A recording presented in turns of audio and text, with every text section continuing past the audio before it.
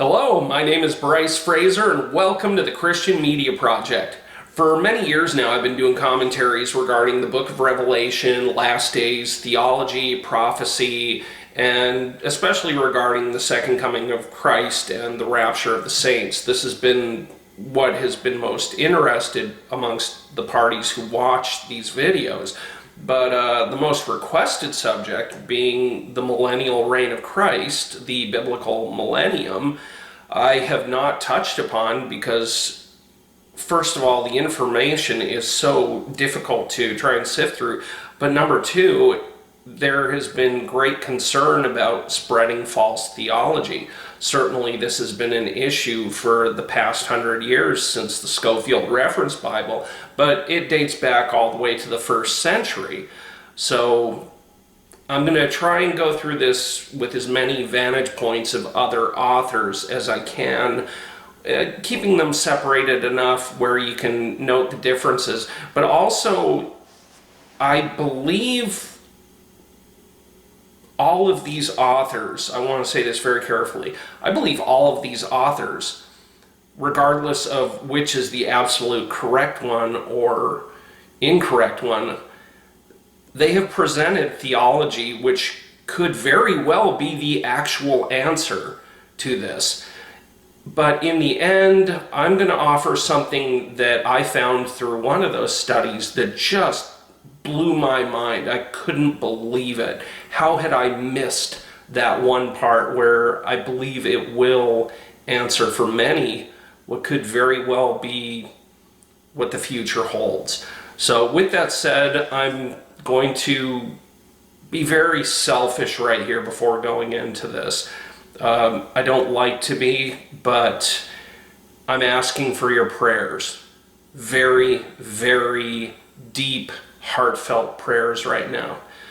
Many of you are familiar with my friend Natalie and her son Oliver and the case information that I've offered where I believe Florida's DCF Department and Child and Family Services, I believe they've just changed their name again recently, I believe they legally kidnapped her son. I believe we've had this information to the T and perfectly dotted I's.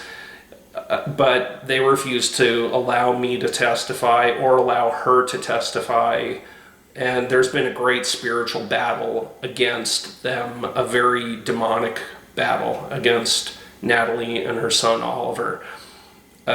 There's a hearing in September which could end up, because of the corruption in their departments, in having him turned over to full adoption to another.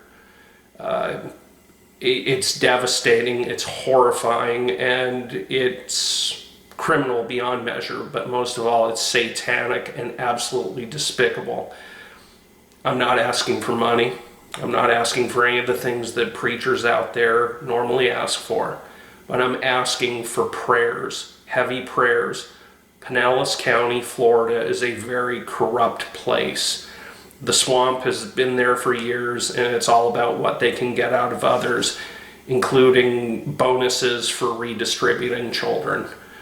So please keep Oliver and Natalie in your prayers, that they may be reunited this September, and that the judge will not be as affected as so many corrupt judges before, and that finally they will have justice in court, that being Natalie and Oliver, and be brought back together, because he should have never been taken from her in the first place.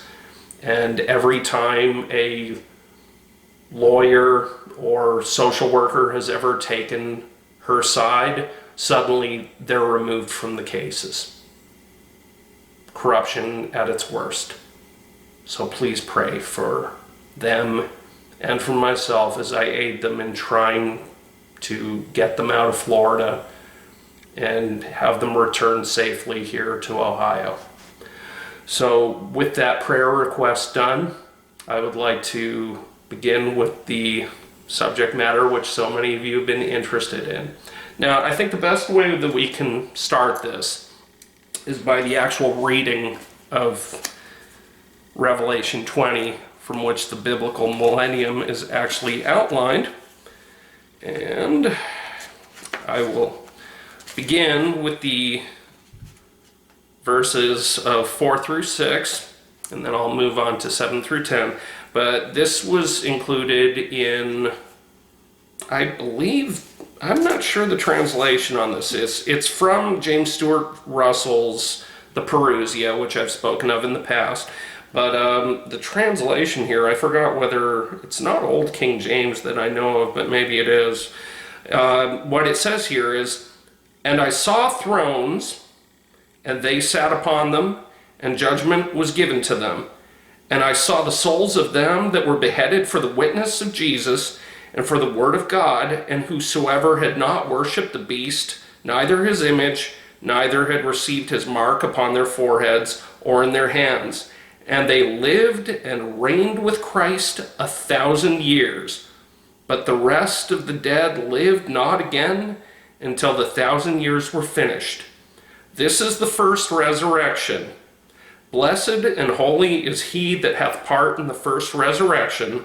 On such the second death hath no power. But they shall be priests of God and of Christ, and shall reign with him 1,000 years." So to begin with, regarding this one, this resurrection does not reveal anything regarding the evil ones, the evil generation, those who have committed their satanic works. That's to be revealed later. But for this one, this is just regarding the resurrection of the saints. This is the first resurrection, the ones who've been saved by God. So this second resurrection, which is supposed to happen, is of the lost. That's the best way I've been able to get it, and also from the wording within this. It will get wordy in this commentary, I warn you, but hopefully all these readings will help in the understanding. So with that said, we go on to chapter 20, verses 7 through 10. "And when the 1,000 years are expired, Satan shall be loosed out of his prison, and shall go out to deceive the nations which are in the four corners of the earth," which is also the word for land, "Gog and Magog, together to the battle." Gog and Magog, to gather them together to the battle. See, I'm fallible when I read. We have to watch out here. "The number of whom is as the sand of the sea. And they went up on the breadth of the earth," land, "and compassed the camp of the saints about, and the beloved city. And fire came down out of heaven and devoured them. And the devil that deceived them was cast into the lake of fire and brimstone, where also the beast and the false prophet are. And they shall be tormented day and night forever and ever." So that's the actual Bible passage that we're looking at regarding the millennial reign of Christ. So I want to differentiate once again the different beliefs of certain Bible teachers, and I mentioned them in my last commentary, being the second coming of Christ already happened 66 through 70 AD. And the first one that I'm mentioning here is James Stuart Russell. His book, The Parousia, was the first real great case study. There have been writings regarding before, but never in such great detail. And this was in the late 1800s. And it's a phenomenal read. I mean, it's mind-bending how good this book is.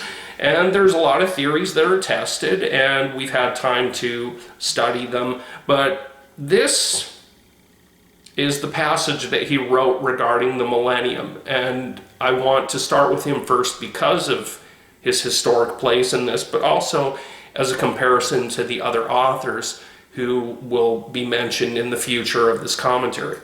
So Russell says the following regarding this.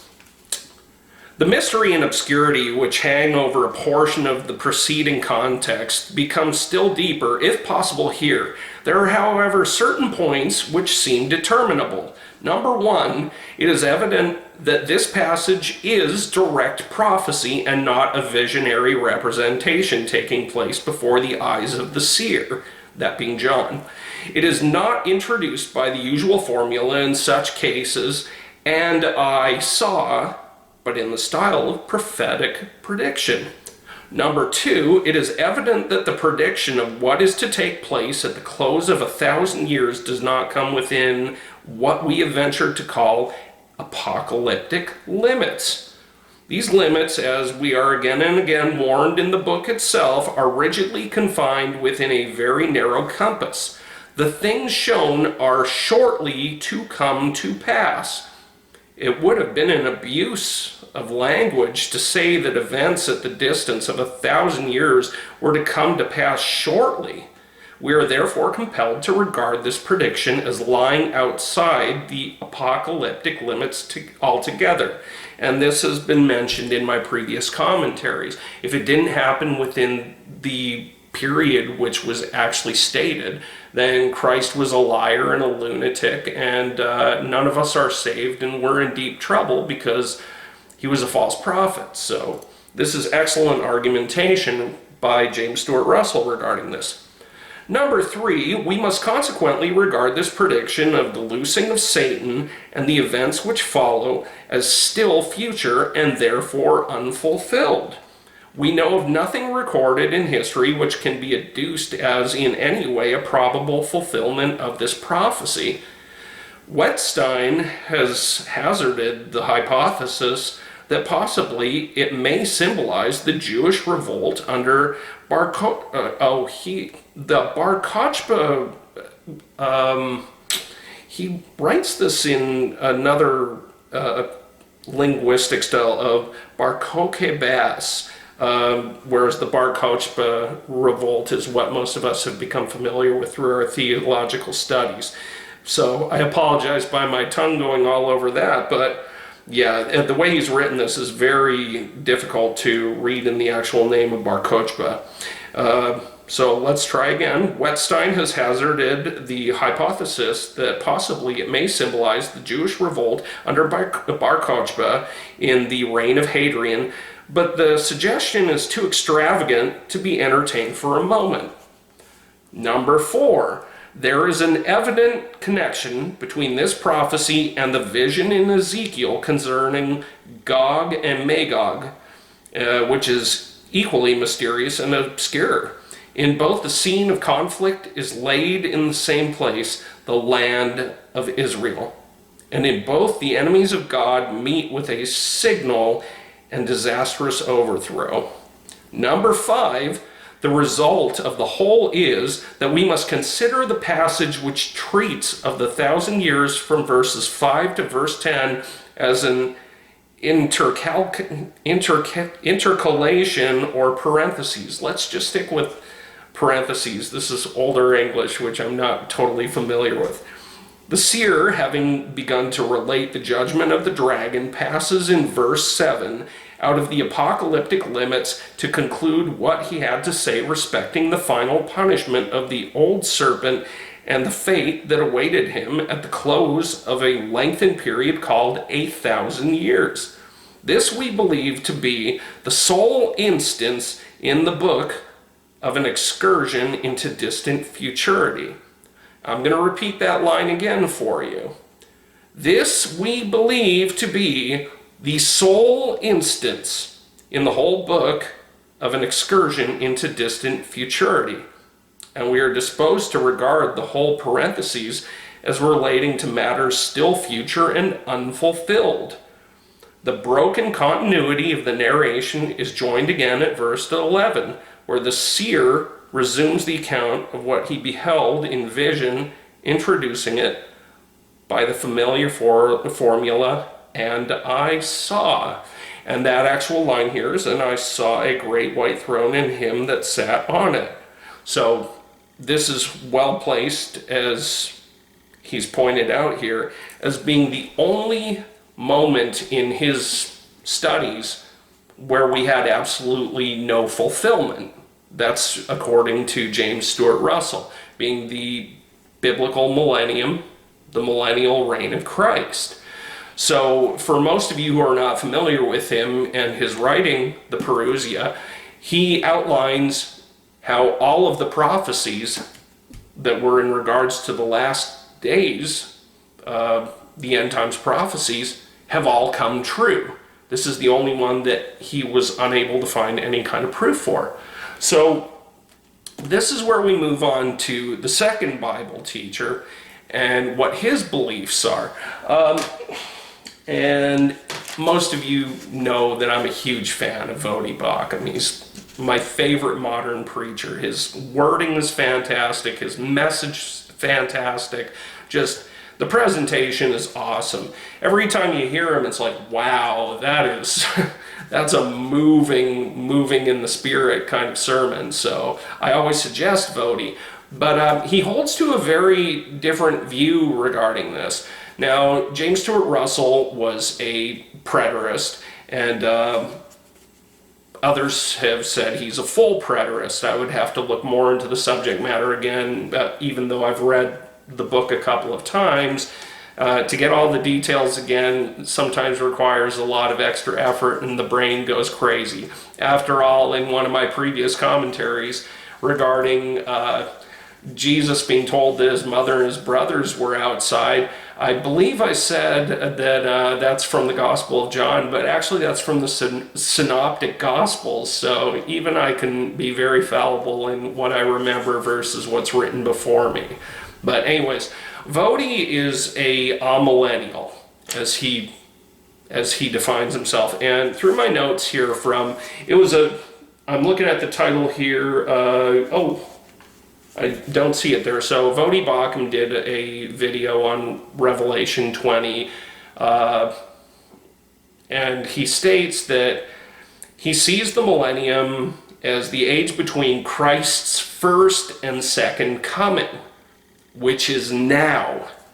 Christ is reigning now. This is the millennium. Christ's return will be at the end of this millennial age. He believes that this whole period since Christ's beginning of his ministry until now has been the millennium, the millennial age.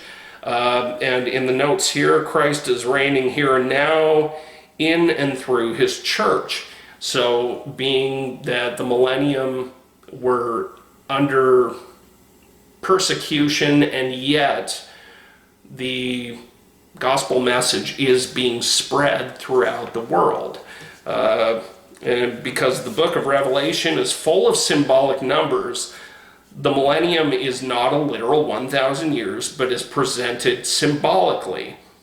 And I put in quotations here, Revelation 20 does not say that evil is gone from the world. Most of the evil we do, the devil has nothing to do with. It's the world of the flesh. Satan is an individual and not omnipresent like God. And he added an excellent point right after. If we feel that we're so important that the devil has to go after us personally, our egos are basically through the roof. We are small fry compared to everything else that's out there. Our flesh is what makes us sin. So his wording is actually quite good on this, and his meaning does make sense from a scriptural aspect. And my final note on this one was, the last days are now, and the day of the Lord is the last day. Meaning that right now we are in the millennial age. We have been for the past 2,000 years. But the big thing is that there is the last days, the millennium, and then there's the last day, which is the basically the burning up of heaven and earth and the creation of the new heaven and the new earth. So I understand this because he's actually done incredible studies on the book of Revelation from the amillennial standpoint, and especially when it comes to what he's described regarding the physicalities of a lot of literalists and preterists, especially regarding the Battle of Armageddon, where even from the dispensationalists who believe that the battle is going to be future coming here on, the plains of Megiddo, you can't, 200 million soldiers, you can't fit, I think, even a tenth of that I don't think you can fit 20 million in that valley, let alone 2 million. I forgot. I looked at the whole geography of this. Yeah, it's literally a physical impossibility that this battle is on that plane. It's obviously used by name because of the losses in Israel in the plains of Megiddo, especially of Josiah, the godly boy king. But he has pointed out, because of the symbolism and metaphors which are used, or uses of these symbols metaphorically, how it seems to allude to it being an angelic war. And his argumentation is very good on this.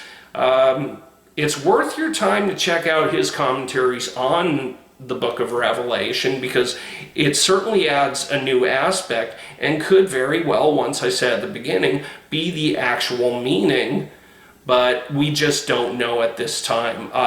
It's the one I follow the least regarding the millennium, but it could very well be the correct one. We just don't know.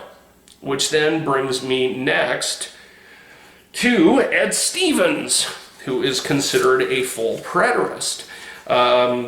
Like James Stuart Russell is the claim, and I've mentioned before his book, The Final Decade Before the End, which is just phenomenal. It's an incredible read. But I want to read to you first the notes that I made regarding Ed Stevens, what he said in his presentation, which was entitled Millennium Generation with Mr. Ed Stevens. That's the one title that I actually was able to read over there. Excuse me. But in this commentary, these were the notes that I took regarding it. John is not presenting a new term to his audience. The term millennium is assumed to be familiar amongst his readers. Therefore, John does not feel the need to explain its meaning to them, but instead chooses to move forward with the prophecy. The Jewish people were already using this terminology in their studies during the 1st century AD. And then I note this special side regarding Ed Stevens. Stevens references Abraham Cohen's book, Every Man's Talmud, and states that there are hundreds of references in the writings of the Talmud, the Midrash, and the Zohar, writings outside of the Bible, for those of you who are not familiar with those. And these are the Jewish writings outside the Christian writings. And this is regarding specifically the Messiah's millennium. They separated their ages not by time, but by order, so not by physical years. Example, their present world age was to precede the arrival of the Messiah, and then, with his arrival, the world to come would basically have a transition period. The Messiah would close out the old age and usher in the new world, or the new age, the new order, but nothing like from the new age standpoint, which I've mocked in the past as well. They referred to that as the transitionary age, they referred to that transitionary age as the Messiah's millennium. And this is going to come up quite a bit. The order outlined by the 1st century rabbis was this world, the days of the Messiah, and the world to come. So there were 3 eras which the old Jewish rabbis went by around the 1st century. And thankfully, these writings still exist when so many were destroyed, especially regarding the trampling of Jerusalem, the destruction of the temple. So we are very, very fortunate to have any of these writings still left to us from both the 1st century, but also before the time of Christ. So the transitionary or intermediate age of the Messiah, also known as the Messiah's millennium, differs amongst the rabbis, but some pre-Christian rabbis believed that this millennium would last for a period of 40 years, the same time period of the wilderness period of Moses and the Hebrews. So This is the first time we really hear of anything like this in most modern studies of the millennium. A 40-year period? Wow, that doesn't sound like a millennium. But once again, this is one of those things where with my notes over there, we're talking about the Messiah's millennium. This is something from a Jewish perspective, and keep in mind, the book of Revelation is told from a Jewish perspective, and the amount of Old Testament writings which are included and allusions within it prove this. So it continues here where others, being other rabbis, offered 100 years. Others offered 400 years, and that was in reference to the time that the Jews were in Egypt. Some offered 600 years, some offered 1,000 years for the millennium, and even 700 years, but the general consensus amongst the rabbis was 2,000 years. So that was the most popular of the views, was the 2,000-year millennium instead of the modern 1,000-year millennium. So, since the first century rabbis referred to their current age as the last days in their writings, isn't that interesting? This adds to the fact that when John said they were in their last hour, we receive a clear indication that the millennium was already a well-known concept in the first century church. So, he makes an incredible point here, that for all of us who've been confused by the idea of the millennium, I mean, it was a concept that was already there. They already knew this. These Jewish readers and also the Gentile readers who would have read this later, they probably would have been taught by Jews around that same time, especially the Greek Jews, the Hellenistic Jews, that this would be quite commonplace in the language. Now, he actually brought this up. I thought this was a cool point right here. Rabbi Eliezer appears to be the most respected in this study, so the emphasis is placed on his view, along with two other authors, that the Messiah's millennium would be 40 years. Ed Stevens proposes that the Messiah's millennium began in 26 AD with the beginning of Jesus' earthly ministry. Also, this period is known to many by the title of the binding of Satan and the closing out of the old age and the ushering in of the new. Now, I believe it's Matthew 12 where we actually read the parable regarding the binding of the stronger man, and this is referenced in the future regarding the binding of Satan. So that's one of those little nice matches between Matthew's gospel and the book of Revelation, which is so prevalent, especially regarding the Olivet Discourse in Matthew 24. But I move on. Around 63 AD, Satan was loosed to deceive the nations for a short period of time, thereby explaining the timing of Nero's persecution of the Christians. And for all of us who, from my previous lessons, but also from just regular history in general, we all know of the terrible tribulation that the Christians were put in by Nero, especially after the great Roman fire of AD 64. So this seems to be the first period that Ed Stevens is alluding to regarding the loosing of Satan for, a short time before all else. So this also explains many preterist views regarding the beginning of the 7-year tribulation. So that'd be 63 through 70 AD, fits that time pattern that preterists have shown to be the 7-year tribulation, versus the dispensational one, which believes in the future 7-year tribulation.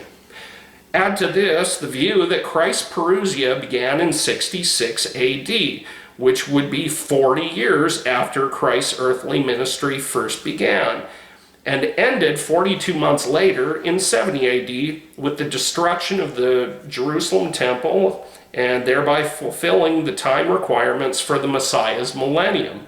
So once again, we go back to what I had shared previously about the armies in the clouds, the doors swinging wide open, the heifer giving birth to a baby lamb in front of the priests, and of course the loud rushing sound of "let us remove hence" the voices, where many, including myself, believe this is the actual recording of the rapture.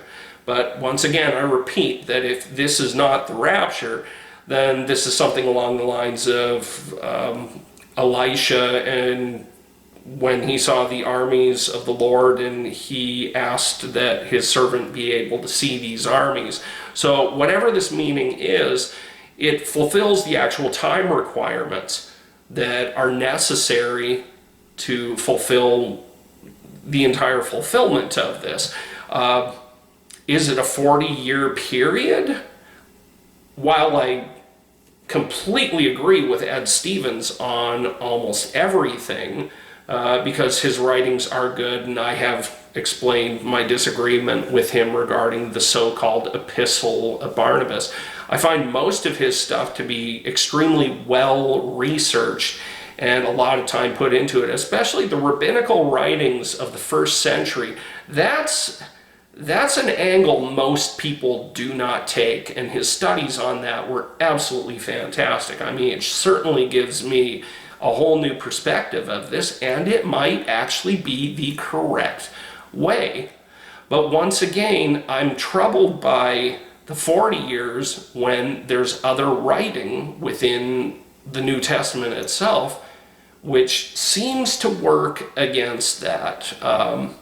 But I move on. I want to go on to something different regarding this one, because I was only going to use 4 authors, but this was kind of my little hidden gem amongst the lot, and I thought this was really neat. It was pretty cool here. Now, for any of you who are actually familiar with the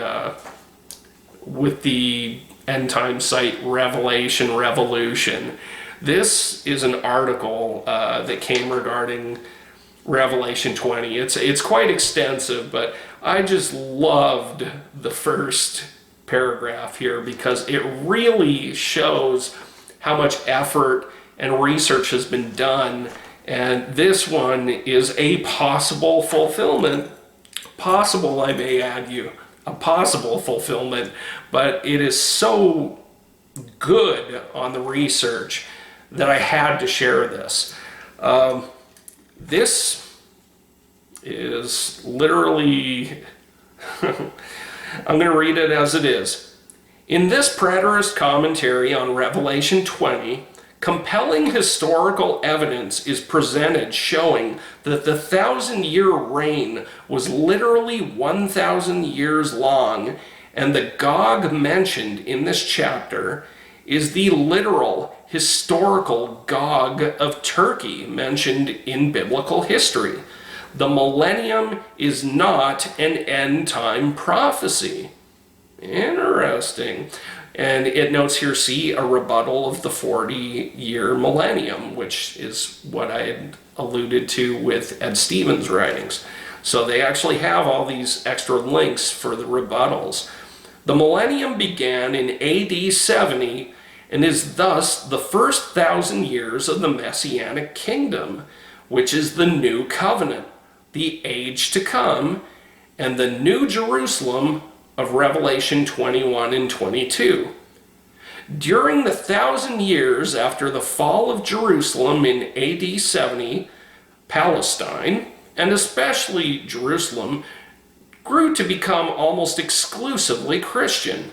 That's actually proven true by history. Biblical Gog is in Turkey. Interestingly, in AD 1071, 1,000 years after the fall of Jerusalem in AD 70, the Turks, literal Gog, they point out here, conquered Palestine and incited the Crusades. Furthermore, in literal fulfillment of Revelation 20, verse 9, eyewitnesses to the First Crusade recorded Christians launching firebrands into Muslim-occupied Jerusalem, literally fulfilling the fire from heaven mentioned in Revelation 29, or 20, verse 9. During this same war, the Muslim Turks surrounded Crusader-occupied Antioch. And amidst this siege, an eyewitness said that fire from heaven fell upon the camp of the Seljuk Turks besieging the city. There appeared a fire in the sky. Now, this is the quote that's actually being said. There appeared a fire in the sky coming from the west, and it approached and fell upon the Turkish army to the great astonishment of our men. And this is regarding the Crusaders inside Antioch. And of the Turks also. In the morning, the Turks were all scared by the fire. In the morning, the Turks, who were all scared by the fire, took flight in panic. Here we see how Gog and Magog marched across the breadth of the earth and surrounded the camp of God's people, the city he loves. But fire came down from heaven and devoured them. And that's in reference to Revelation chapter 20, verse 9. Now, if that's the actual literal fulfillment, that's fascinating beyond measure. I do have some of these little side notes that are included here because I can't go into all of the great details. I mean, I might as well read some of these one of these days as part of these studies and chapters.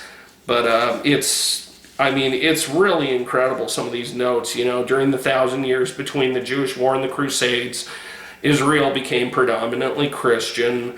During the 1,000 years between the Jewish War and the Crusades, Israel enjoyed unprecedented peace. In AD 1071, 1,000 years after the Jewish War, the Seljuk Turks took control of Judea, molested Christian pilgrims, and incited the Crusades. And there's another set of articles here, but it's really it's fascinating. Oh, I forgot about this. A realized eschatological view and commentary on Revelation 22 through 3. The binding of Satan does not mean that there will be a literal heaven on earth. Satan was bound several times in Jewish history according to the Book of Jubilees. And even though the Book of Jubilees is not scripture, I believe it was the second most popular set of writings found in the Dead Sea Scrolls, next to the Isaiah scroll being the most popular. Let's see. The fact that Satan is bound also does not mean that there will no longer be any sin. According to James 1, chapter 14, each one is tempted when, by his own evil desire, he is dragged away and enticed. And that's proof of what Vodi Bakum was talking about regarding, we think we're so important that Satan's going to be the one who tempts us, but it's ourselves who are tempted because of our flesh. Henceforth, why the importance of repentance is so critical in our salvation, because the sinner's prayer leaves that out. It's a ridiculous way of going about things if you're not repenting first, because I mean, John the Baptist opened his ministry with that, and Christ affirmed it, and his apostles repeated it. So there you are on that one. So now that you've heard all this incredible wordiness on my part regarding these teachings, we move on to my fourth major author, although the fifth entry of information, and that's R.C. Sproul. I spoke on this in my last commentary, so I'm not going to dwell upon it as much, but R.C. Sproul wrote a book called The Last Days According to Jesus, where he outlined basically what Jesus had to say on the last days, in particular the timing. And it's repeated over and over that the last days were to be within the generation of those that first heard Christ speaking, teaching them one-on-one or group-on-one, whatever it comes down to. There were going to be survivors of whatever persecutions were ahead who would witness his second coming, his return, his last days prophecies, because they continually say these are the last days. And of course, John, as I repeated earlier, literally said this is the last hour in his writing of the Revelation.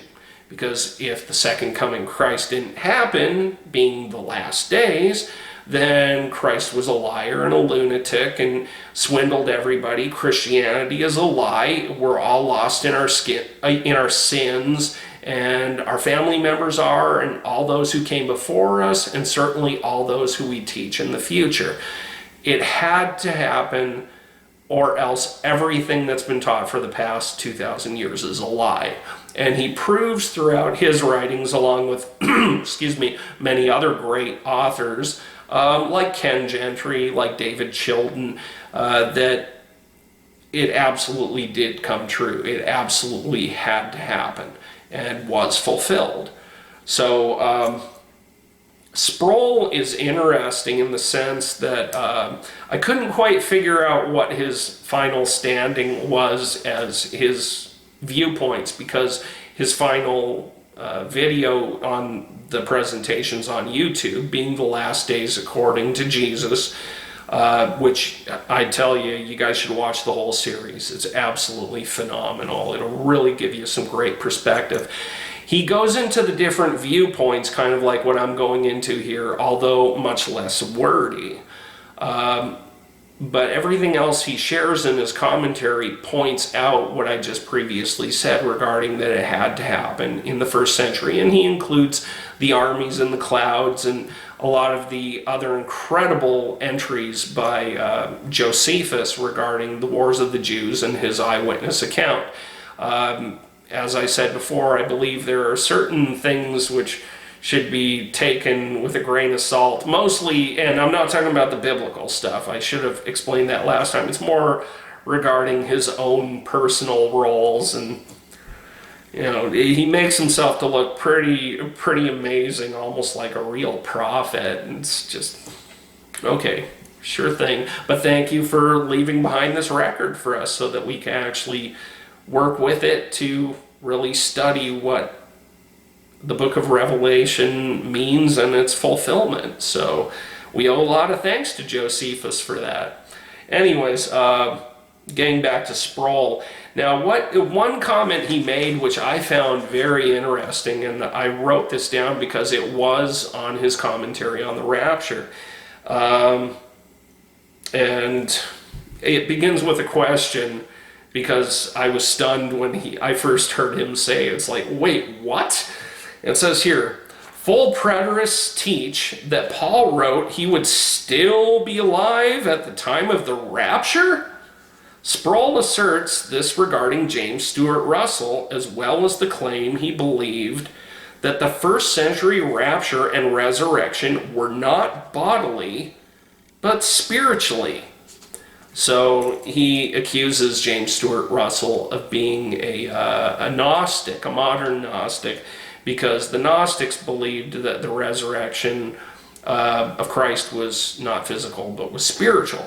And this same accusation was regarding where they claim that full preterists believe that Paul indicates in especially 1 Corinthians 15, and I believe also in 1 Thessalonians 4, that he would still be alive when Christ's actual second coming, being the rapture and the resurrection of the dead, would occur. Clearly, anybody who reads the Bible knows that he's not referring to himself individually, but as basically the Christian community would see this actually happen from a physical standpoint. So I wrote here as a follow-up regarding this, this is clearly untrue, since Russell wrote of both being physical, This is clearly untrue, since Russell wrote of both being physical, thereby explaining the great silence between the apostolic and post-apostolic ages regarding the meaning and fulfillments of prophecy in the book of Revelation. I felt this should be cleared up because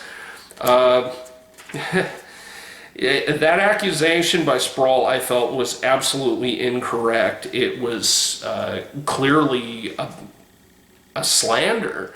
But I'm reminded that in the back of the Perusia, this is what is written. Afterward, by Russell, the author avails himself of this opportunity to make a few observations on several points which have come under his notice since the first publication of this volume, and it includes quotes by Dollinger on the man of sin and the Babylon of the apocalypse, Jerusalem, a seven-hilled city, the crucial question.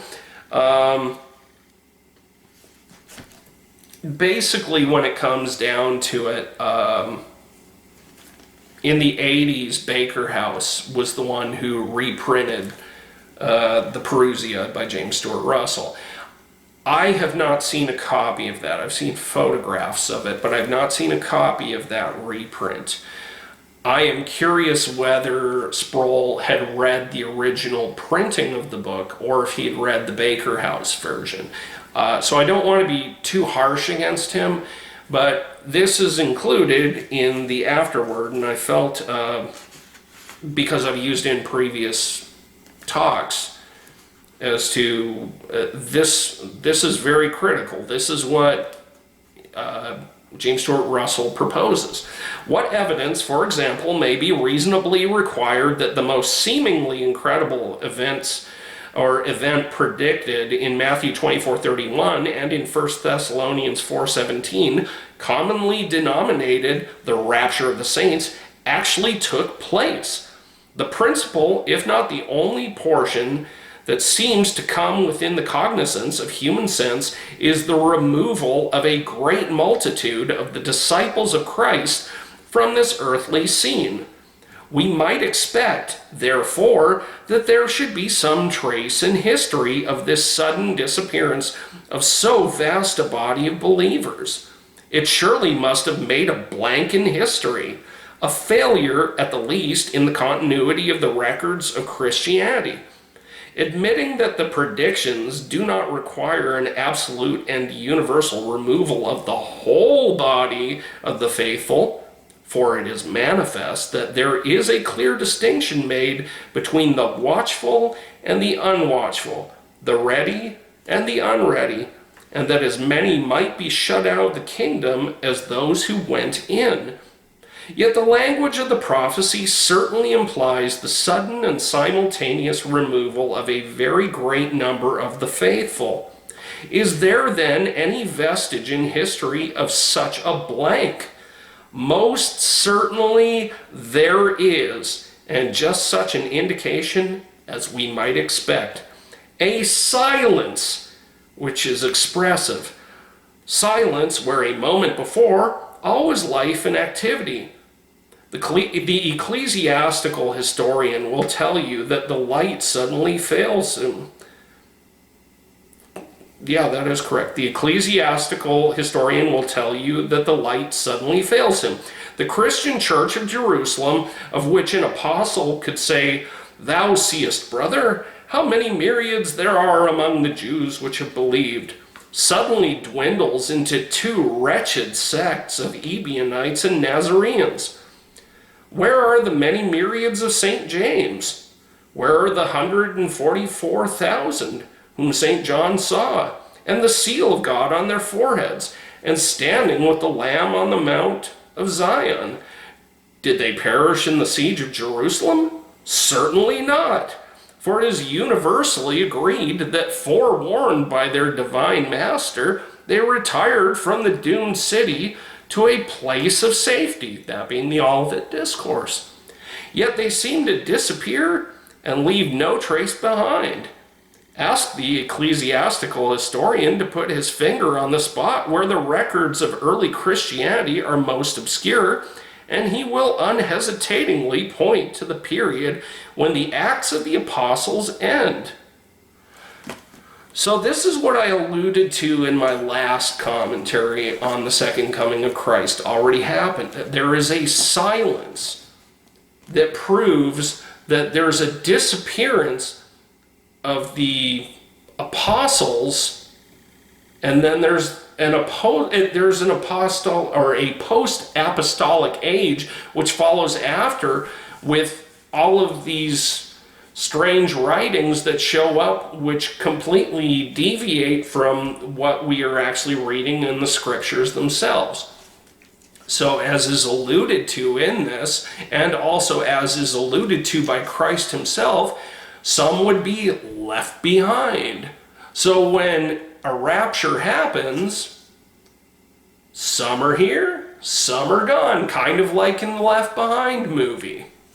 You know, hey, wait, there's some here still, but some of them know what happened because they had not believed the word, and now you've got believers who've been left behind, or they have a basic understanding, so they have to go back to either the original writings or what they heard previously and try and build from there. And unfortunately, it kept going like this all over the place, building up and down regarding these teachings, where we come into the horrifying reality of a future Catholic Church, which completely apostatized everything that was written in the Bible itself in order to serve their own gains.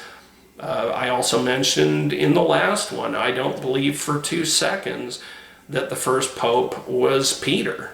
Not by a mile stretch. I believe it was Constantine in the 300s.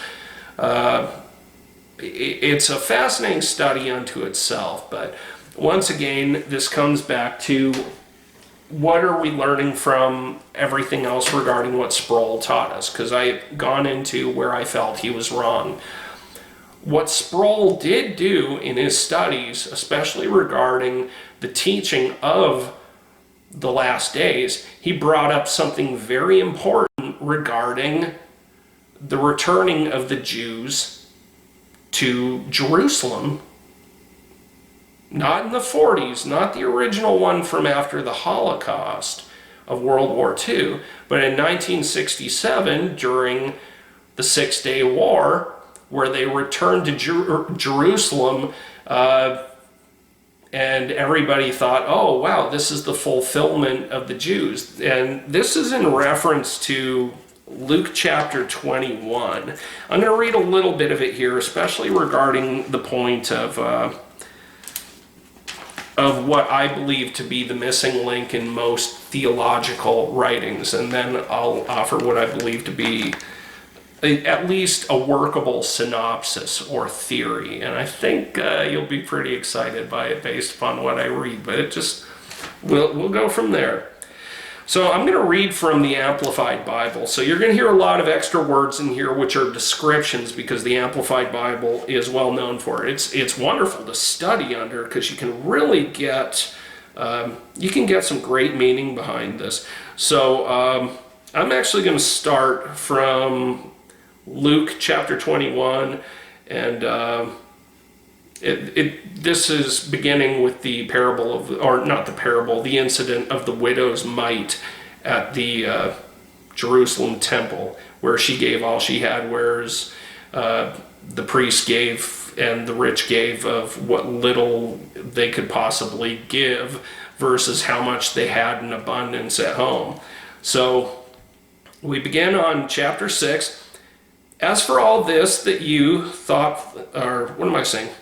As for all this that you thoughtfully look at, the time will come when there shall not be left here one stone upon another that will not be thrown down.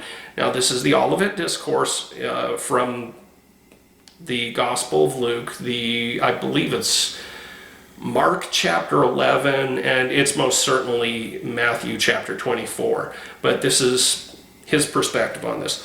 And they asked him, "Teacher, when will this happen? And what sign will there be when this is about to occur?" Meaning when Christ was going to return. So this is the prophecy where he says that the Jerusalem temple is going to be destroyed. That's how you definitely know that I'm coming back. This is my last days prophecy to you in modern lexicon.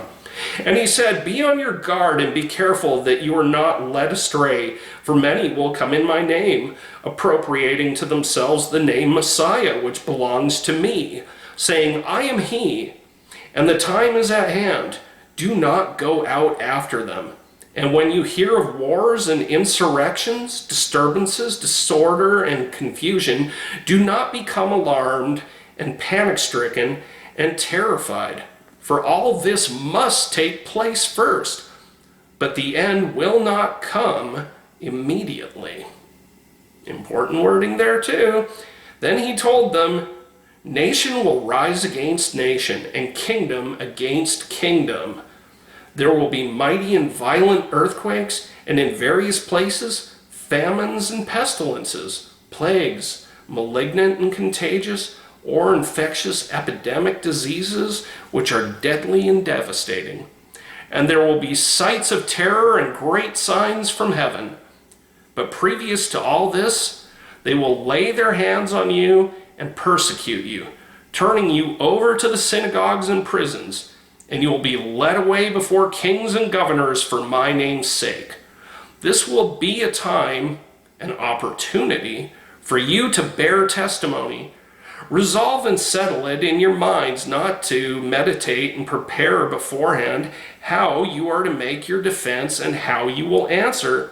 For I myself will give you a mouth and such utterance and wisdom that all of your foes combined will be unable to stand against or refute. You will be delivered up and betrayed even by parents and brothers and relatives and friends, and some of you they will put to death. And you will be hated, despised by everyone because you bear my name and for its sake. But not a hair of your head shall perish. And that's in regards to 1 Samuel chapter 14, verse 45. By your steadfastness and patient endurance, you shall win the true life of your souls. But when you see Jerusalem surrounded by armies, then know and understand that its desolation has come near, the abomination of desolation. Then let those who are in Judea flee to the mountains, and let those who are inside the city get out of it. And let not those who are out in the country come into it, for those are days of vengeance, of rendering full justice or satisfaction, that all things that are written may be fulfilled. Prophecy, keep that in mind. Alas, for those who are pregnant and for those who have babies which they are nursing in those days. Let's say that properly. Alas, for those who are pregnant and for those who have babies which are nursing in those days. For great misery and anguish and distress shall be upon the land, and indignation and punishment and retribution upon this people. They will fall by the mouth and the edge of the sword, and will be led away as captives to and among all nations. And Jerusalem will be trodden down by the Gentiles until the times of the Gentiles are fulfilled, completed. Okay, this is where it gets kind of fun. I have a copy of the Interlinear Greek and English Bible. It's fantastic. It's Jay Green was the main translator. It's incredible to read, just incredible, fantastic beyond measure. But he, instead of saying the Gentiles, he says the nations.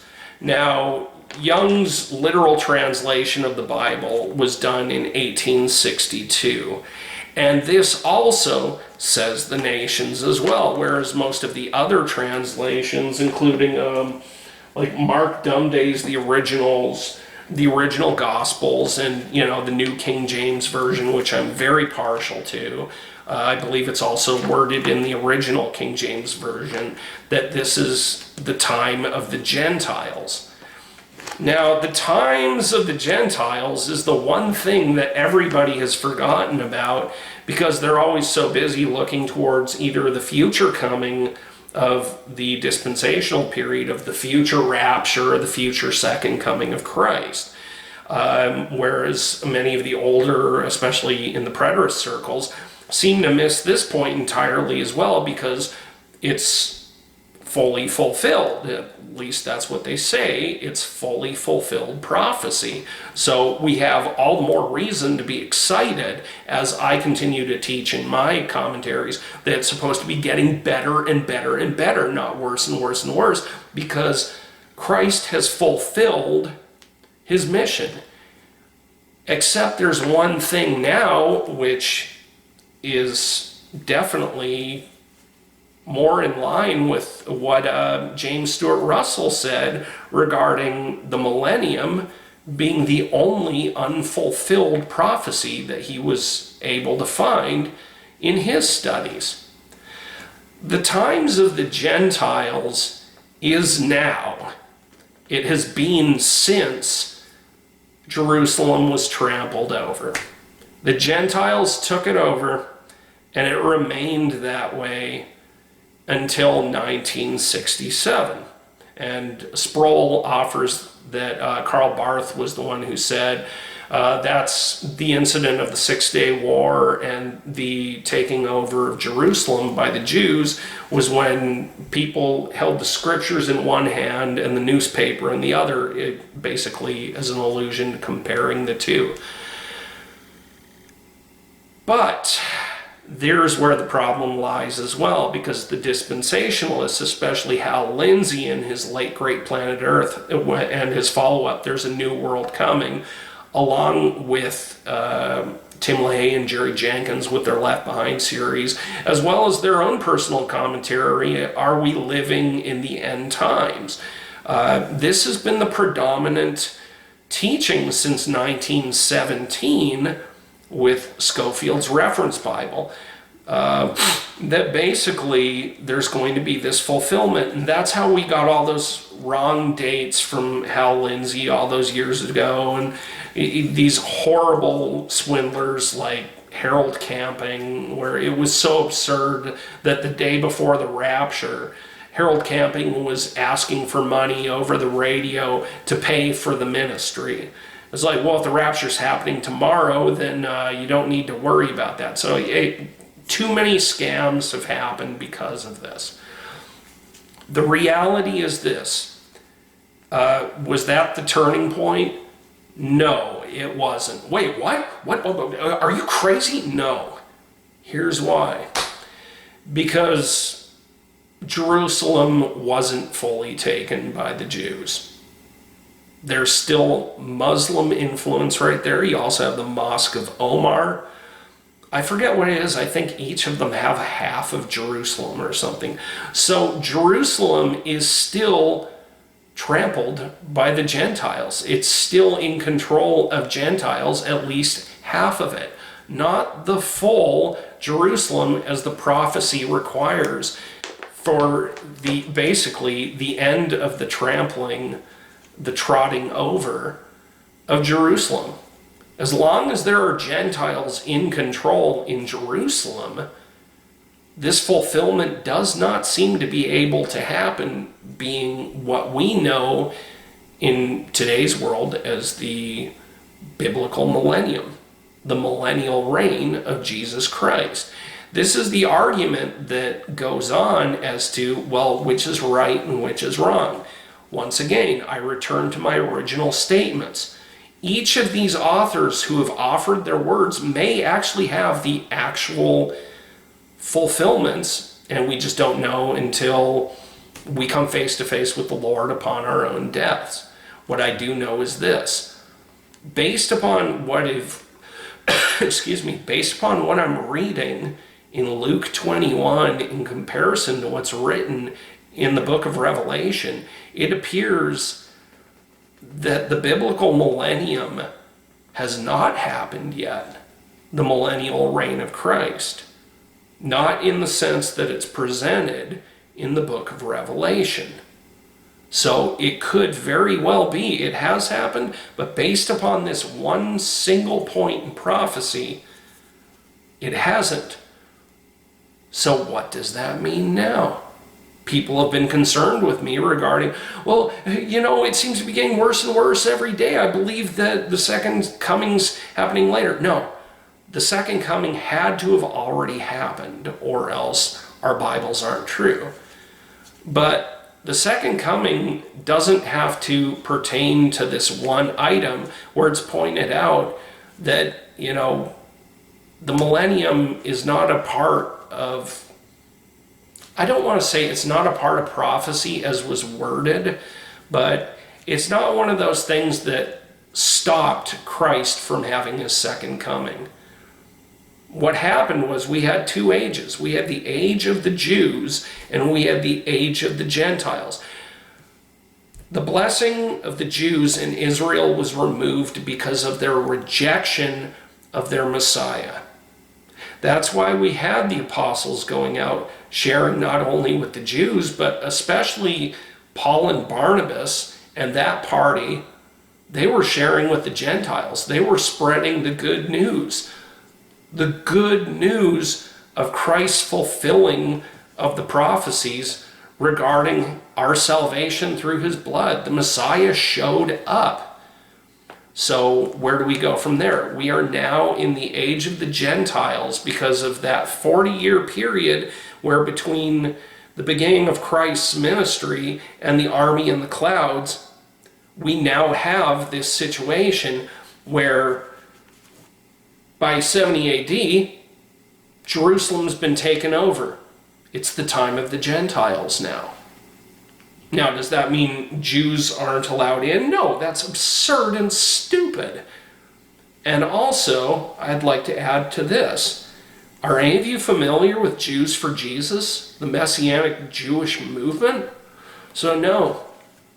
So I'm going to propose that since we are still in the times of the Gentiles, and that because the Jews have not fully taken over Jerusalem, as is in the prophecy, that we're still awaiting the biblical millennium, the millennial reign of Christ. But we still have great hope that it's going to get better and better and better. It may sound insane, but I'll explain this to you as best as I can. I just brought up the Jews for Jesus, the Messianic Jews. If half of the population of Jerusalem, or at least the landmass, even if it's just a quarter, is run by the Gentiles in control of them, then the prophecy isn't fulfilled. So what do? Do we go in there and slaughter the Muslims, slaughter the Gentiles who currently live in there?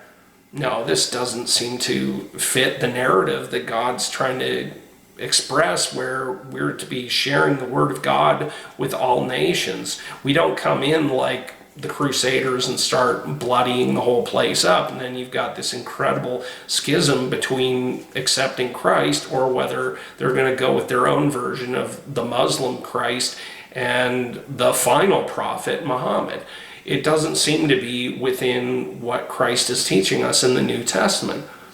Okay, well then, what do we do about that?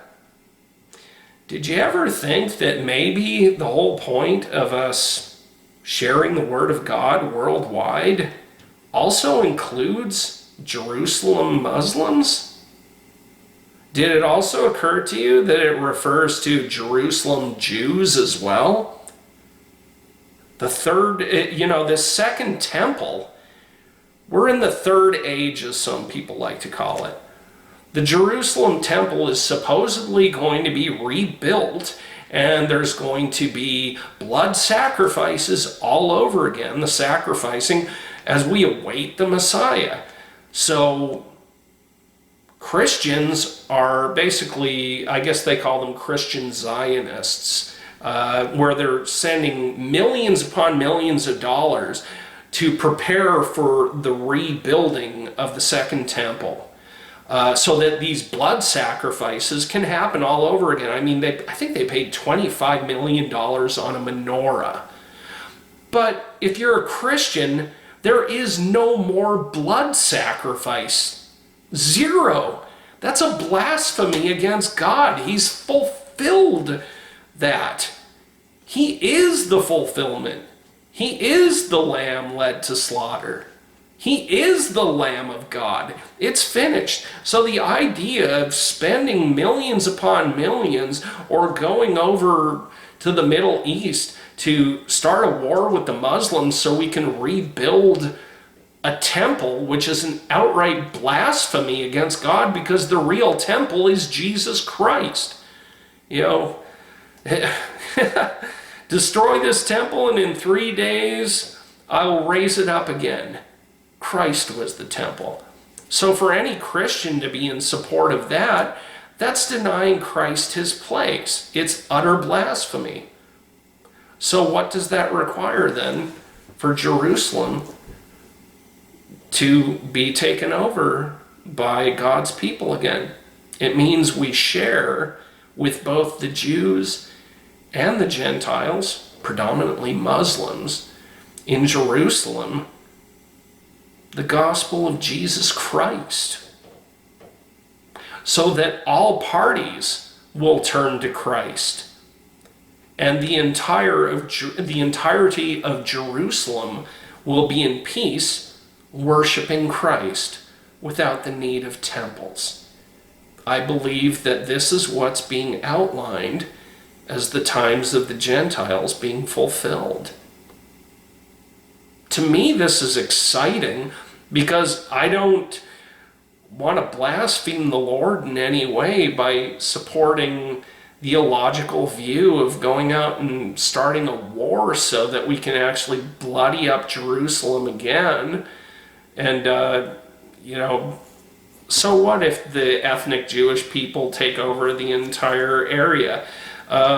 Most of the ethnic Jews today are not godly. Very few people know that. Most of them are atheists because of the Holocaust. But what if the real soul harvest are all the Jews out there turning to their Messiah, the one they rejected 2,000 years ago? And to the Ishmaelites, the sons of Ishmael, the Muslims, that they turn to Christ as their Messiah. That seems to be the proper explanation of what's ahead. That we're supposed to be sharing the gospel irregardless worldwide. And that this special piece of land will no longer be considered Gentile, but will be considered Christian. The true church of God. I believe that is when the 1,000-year reign happens, based upon what I've read from the 5 authors that I referenced, and especially from Luke, recording the words of Christ, our Lord and Savior, Jesus Christ. If I am wrong in this, well, I don't lose my soul over it. Why? Because everything is for Christ's glory. And the same is for the other 5 authors that I referenced outside of Luke quoting Christ. None of them are losing their souls over that, because Christ was the center. All glory was for Christ. I believe it's supposed to get better and better and better because Christ fulfilled all that he promised. It seems the only thing that isn't fulfilled fully right now is a literal 1,000-year reign. Am I wrong on this? Maybe. But I hope not, because I see a wonderful future ahead regarding that. Thank you for taking the time to listen to this. I know it's been a long one. I know it's been very involved, but I felt this was too precious a message to go into hastily. May the Lord bless each and every one of you richly. The tomb is empty. Christ is risen.